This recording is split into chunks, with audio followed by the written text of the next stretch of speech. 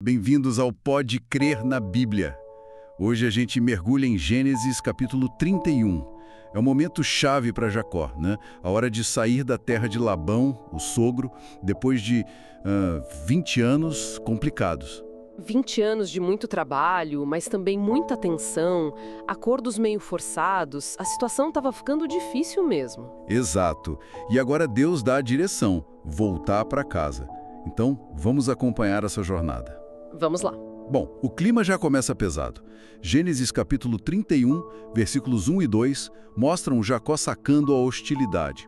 Ele ouve os cunhados, os filhos de Labão, reclamando que ele tinha enriquecido às custas deles.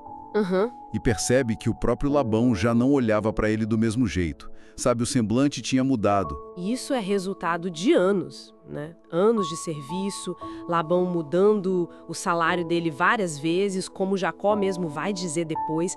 Mesmo assim, a bênção de Deus na vida de Jacó era visível. Essa tensão toda acaba forçando a mudança. Aí no meio disso tudo vem a palavra direta de Deus no versículo 3. Torna a terra de teus pais e a tua parentela, e eu serei contigo. Que promessa forte, né? Eu estarei com você. Com certeza, um encorajamento fundamental naquele momento. Então, Jacó chama Raquel e Lia, vai conversar com elas no campo, longe dos ouvidos do sogro, imagino, e está nos versículos 4 a 13. Sim. Ele explica a situação, a mudança de Labão, mas o foco dele é, olha, o Deus de meu pai tem estado comigo. Ele lembra das trapaças de Labão com salário. 10 vezes ele menciona depois. Isso. Mas diz como Deus não deixou que ele fosse prejudicado. E ainda conta de um sonho que teve com um anjo de Deus e reforça a ordem de voltar, lembrando do voto que fez lá em Betel. E a resposta delas, Raquel e Lia, nos versículos 14 a 16, é impressionante.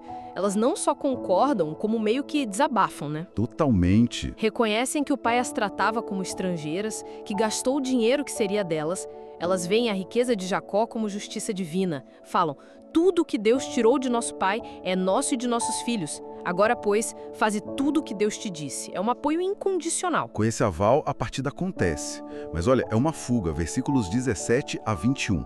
Jacó organiza tudo rapidinho, em segredo. Pega a família, os rebanhos, tudo que acumulou e, pé na estrada rumo a Canaã. Só que tem um detalhe aí, né? No versículo 19, enquanto Labão tá fora cuidando das ovelhas, Raquel furta os ídolos da casa do pai, os terafins. Isso complica um pouco as coisas, né? Adiciona um elemento de engano ali na fuga. Exato. A gente não sabe bem o porquê, talvez por costume religioso, talvez ligado à herança, como alguns sugerem, mas mostra como as ações humanas são complexas, mesmo quando se está seguindo uma direção divina. As pessoas ainda falham, né? Exato. Bom, 3 dias depois, Labão descobre a fuga. Versículo 22. Aí ele junta seus parentes e sai atrás. Uma perseguição que dura 7 dias. Ele alcança Jacó lá nas montanhas de Gileade. A tensão deve ter sido enorme nesse encontro. Imagina. Mas aí vem o ponto crucial, no versículo 24. Deus age de novo. Aparece para Labão em sonho e dá um aviso bem direto.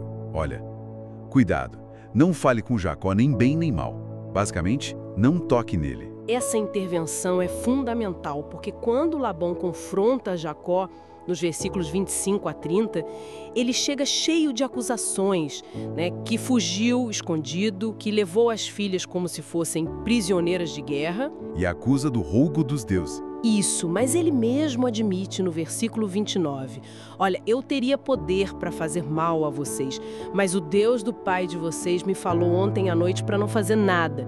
Fica claro, Jacó estava sob proteção divina. Jacó responde, no versículo 31, que fugiu por medo do que Labão poderia fazer. E sobre os ídolos, ele fala na inocência, sem saber o que Raquel fez. Com quem você achar os seus deuses, essa pessoa não viverá. Que perigo, hein? 5. Ela esconde os terafins na sela do camelo, senta em cima e diz que não pode se levantar porque está naqueles dias. Labão procura, mas não acha nada. Aí a situação vira. Jacó, que estava na defensiva, agora fica indignado com a desconfiança com a revista e ele parte para cima de Labão. Versículos 36 e 37. Que crime eu cometi? O que foi que eu roubei para você vir me perseguir assim? É o desabafo dele, né? Total. Ele joga na cara os 20 anos de serviço leal. Versículos 38 a 41. Fala que cuidou do rebanho, que nunca deu prejuízo para Labão, que ele mesmo arcava com as perdas, que aguentou calor de dia, frio de noite, sem dormir direito. E ainda assim, Labão mudou o salário dele 10 vezes. É uma defesa muito forte. E ele conclui de forma brilhante no versículo 42. Ele reconhece quem o sustentou. Se o Deus de meu pai, o Deus de Abraão e o temor de Isaac não estivesse comigo, você certamente teria me mandado embora de mãos vazias. Exato. Mas Deus viu o meu sofrimento e o trabalho das minhas mãos, e ontem à noite ele te repreendeu. Ele atribui tudo a Deus, a proteção, a prosperidade e até a bronca que Labão levou em sonho. É uma demonstração de fé que cresceu muito. Impressionante. Diante disso, e sabendo da intervenção divina, Labão muda o tom. Ele propõe uma aliança, um acordo de paz. Versículos 43 e 44. Aí eles fazem aqueles memoriais de pedra. Jacó levanta uma coluna, os parentes de Labão juntam um monte de pedras para marcar o acordo, sabe? Versículos 45 e 46. E esses montes de pedra ganham nomes com significado, né? Jegar Saduta, em aramaico, Galeede, em hebraico, ambos querem dizer montão do testemunho. E também Mispa, que significa vigia. Isso. O pacto descrito ali até o versículo 53 basicamente dizia: olha, daqui para cá é meu, daqui para lá é seu, ninguém passa dessa marca para prejudicar o outro e você tem que tratar bem as minhas filhas. E Deus é colocado como testemunha e juiz entre eles. É uma forma de tentar resolver o conflito e evitar problemas futuros. Tentativa de colocar um ponto final, né? Eles selam um pacto com um sacrifício que Jacó oferece e uma refeição juntos. Versículo 54. E no dia seguinte, versículo 55, a despedida.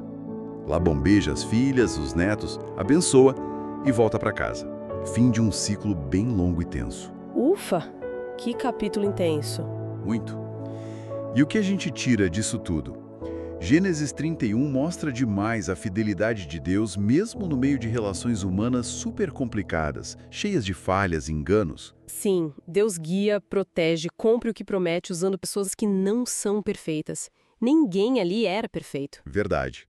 Olha, para quem quer se aprofundar mais nessas histórias incríveis, fica o convite para participar do projeto Reavivados por Sua Palavra. É simples, ler um capítulo da Bíblia por dia.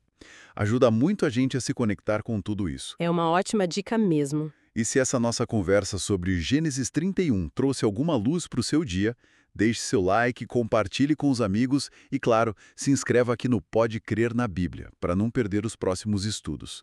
Vamos espalhar essa mensagem. Isso aí. Para a gente pensar, a separação de Jacó e Labão foi difícil, cheia de desconfiança, mas terminou com um acordo, um pacto, debaixo do olhar de Deus. Como será que a gente pode aplicar isso hoje? Buscar ser íntegro, confiar na providência de Deus mesmo quando a gente se sente injustiçado e procurar ativamente a paz, mesmo nas relações mais complicadas. Fica aí a reflexão. Uma ótima reflexão. Valeu pela companhia e até a próxima. Até mais.